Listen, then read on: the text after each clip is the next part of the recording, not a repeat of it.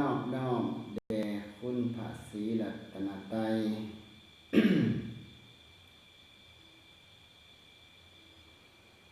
คือคุณพระพุทธพระธรรมพระสงฆ์ขอเจริญพรออกตนญาติโยมอยู่ทางบ้านทางเรือน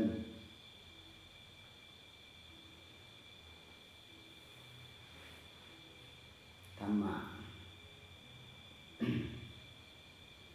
คือวิธีฝึกตนเองเพื่อบ่ให้ทำผิดศีลข้อที่หนึ่งศีลข้อที่หนึ่งคือปานาติปาตเวละมะนีเจตนางดเว้นจากการเฮ็ดให้สัตว์มีชีวิต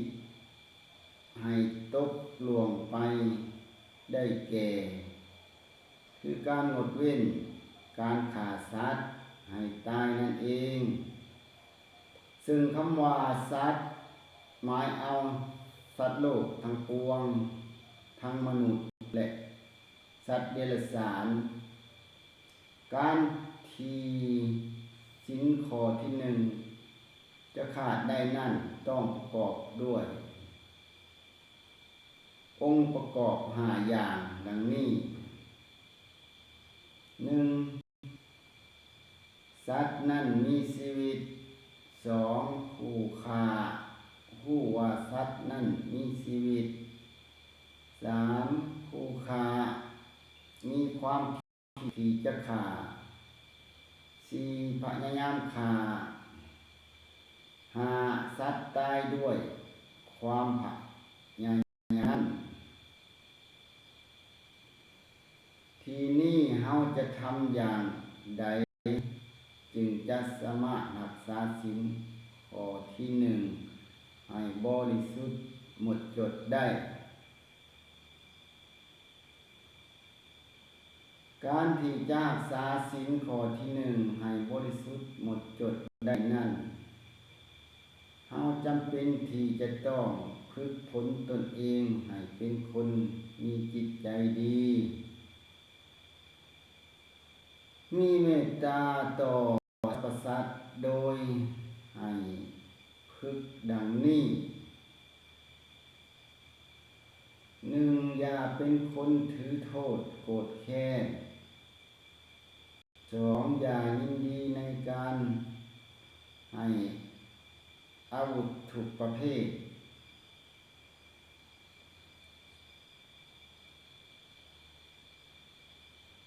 3. มีความเอ็นดูผู้อื่น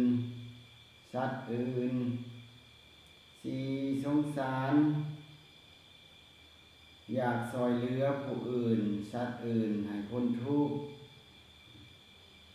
5. หวังประโยชน์เกื้อกูลแก่สรรพสัตว์อย่าเป็นคนถือโทษโกรธแค้น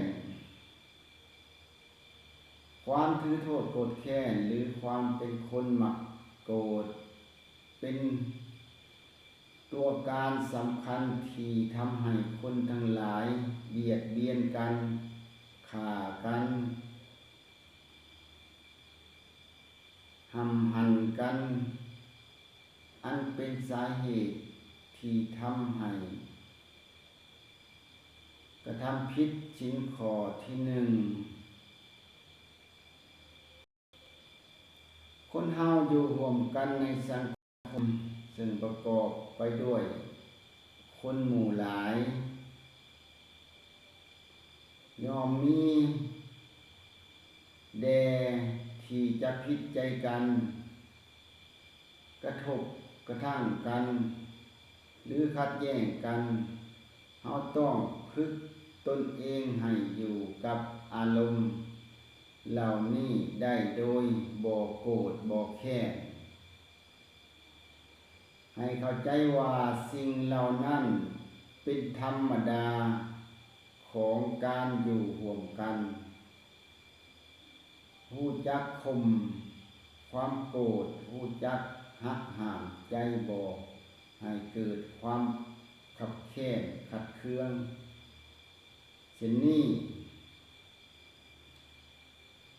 จะป้องกันการทำผิดศีลข้อที่หนึ่งได้เพราะมีความคิดที่จะทำลายทำให้กันอย่ายินดีในการใช้อาวุธทุกประเภทคืออาวุธถือเป็นสิ่งสำคัญที่ใช้เป็นเครื่องมือในการทำให้ผู้อื่นสัตว์อื่นถึงแม้ว่าในความเป็นจริงในบางกรณีคนสามารถฆ่ากันเองหรือฆ่าสัตว์อื่นได้โดยบ่จำเป็นต้องใช้อาวุธแต่ถ้ามีอาวุธอยู่การฆ่าย่อมทำได้ในบางครั้งเมื่อมีความคิดที่จะฆ่าผู้อื่นสัตว์อื่นด้วยความโกรธแค้นหากในขณะนั้นมีอาวุธอยู่ในมือด้วยความกล้าและความมั่นใจในการฆ่าย่อมจะมีหลายขึ้นเหตุให้ตัดสินใจได้ง่ายการที่จะลงมือฆ่าแต่ถ้าบ่มีอาวุธในมือความกล้าและความมั่นใจก็ลดน้อยลงและด้วยความที่บ่นั่นเองอาจจะเฮ็ดให้ยกเลิกความคิดที่จะฆ่านั่นเสียได้เพราะบ่มั่นใจและมองบ่เห็นความเป็นได้ดังนั้นเฮาควรฝึกตนเองบ่ให้มีความยินดีในการใช้อาวุธทุกประเภทบ่ให้มีความนิยมชมชอบในอาวุธทั้งหลายและบ่ควรคิดที่จะหาอาวุธมาไว้ในครอบครองเพราะเมื่อมีอาวุธจะเฮ็ดให้ใจฮึกเหิมจนเกินพอดีกล้าที่จะขิ้นฆ่าผู้อื่นสัตว์อื่นดังกล่าวแล้วความเอ็นดูผู้อื่น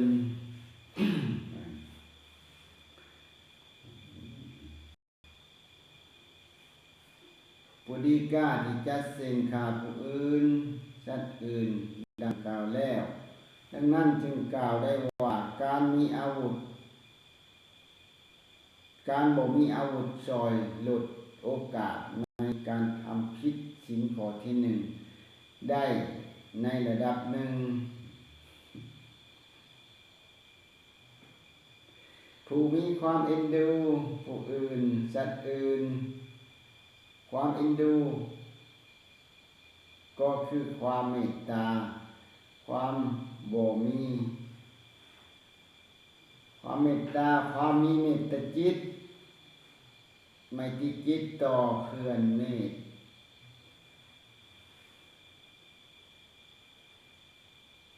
ความมีเมตตาจิตต่อเพื่อนมนุษย์ความมีเมตตาต่อสรรพสัตว์ความมีเมตตานี่ช่วยให้มนุษย์มีความรักความปรารถนาดีต่อกันเป็นเกราะป้องกันความโกรธสันดีควรทำให้มีในตนให้หลายๆเฮาควรฝึกเจริญเมตตาให้เป็นนิสัยคือปรารถนาความสุขความเจริญแก่ผู้อื่นสัตว์อื่นบ่มีจิตริษยาปรารถนาให้คนรอบข้างอยู่ดีมีสุขปรารถนาให้สัตว์โลกทั้งปวงมีชีวิตที่สงบสุขเป็นต้นความเมตตาเอ็นดูนี่เป็นหลักธรรมที่ช่วยให้โลกสงบสุขดังคำที่ว่าโลโกปัฏฐัมภิ กาเมตตาเมตตาธรรมคำจุลโลกเพราะเมื่อชาวโลกทั้งหลายมีความเมตตาต่อกันยอมบ่มีการเบียดเบียนสินขากันดังนั้นความเมตตาเอ็นดูกันจึงเป็นเครื่องป้องกันการทำผิดศีลข้อที่หนึ่งได้อย่างดีสงสารอยากช่วยเหลือผู้อื่นสัตว์อื่นความสงสารกุ้งกับหลักธรรมคือกรุณาหมายถึงความปรารถนาอยากให้ผู้อื่นสัตว์อื่นพ้นจากความทุกข์คือเมื่อเห็นคนอื่นสัตว์อื่นทุกข์ได้ยากอยากได้รับความลำบากตกทุกข์ได้ยากได้รับความลำบากก็มีความปรารถนาที่จะซอยเขาให้พ้นจากสภาวะอันเป็นทุกข์เช่นนั้นความกรุณาสงสารนี่ก็เป็นธรรมะอีกข้อหนึ่งที่เฮาควรทำให้มีในตนให้หลายถึงแม้ว่าในบางกรณีเฮาอาจบ่สามารถช่วยเหลือเขาได้คือบ่สามารถช่วยได้ในทุกเรื่องสามารถช่วยได้แต่บางเรื่องที่บ่เกินกำลังเท่านั้นแต่อย่างใดก็ตาม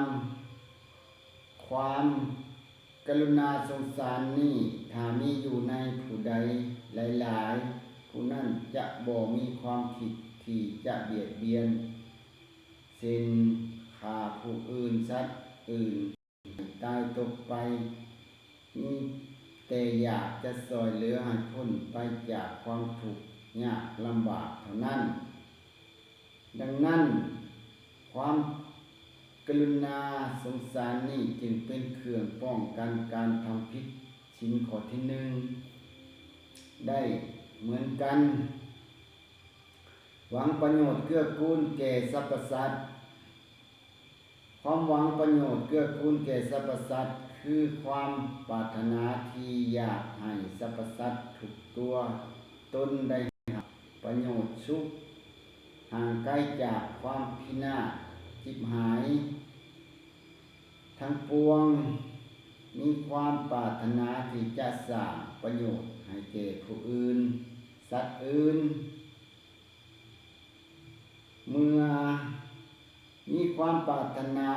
คือหวังประโยชน์เกื้อกูลแก่สรรพสัตว์อยู่อย่างนี้ย่อมเป็นไปบ่ได้ที่เฮาจะไปเบียดเบียนก่อความพินาศเดือดร้อนให้แก่ผู้อื่นสัตว์อื่นเพราะนั้นการกระทำที่ตรงกันข้ามกับการสร้างประโยชน์เกื้อกูลแก่สรรพสัตว์ดังนั้นความหวังประโยชน์เกื้อกูลแก่สรรพสัตว์นี้จึงเป็นเครื่องป้องกันการกระทำผิดศีลข้อที่หนึ่งได้อย่างดีทั้งห้าข้อนี้ควรพึกทบทวนและปฏิบัติให้มีในตนอยู่เสมอแล้วเฮาจะเป็นคนที่มีเมตตากรุณามีจิตใจอ่อนโยนบ่มีความคิดที่จะเข็นฆ่าผู้อื่นสัตว์อื่นห่างไกลจากการกระทำผิดศีลข้อที่หนึ่งคือปาณาติบาตชีวิตย่อมจะมีความสุขสงบเป็นอย่างหลวงหลายขอเจริญในธรรม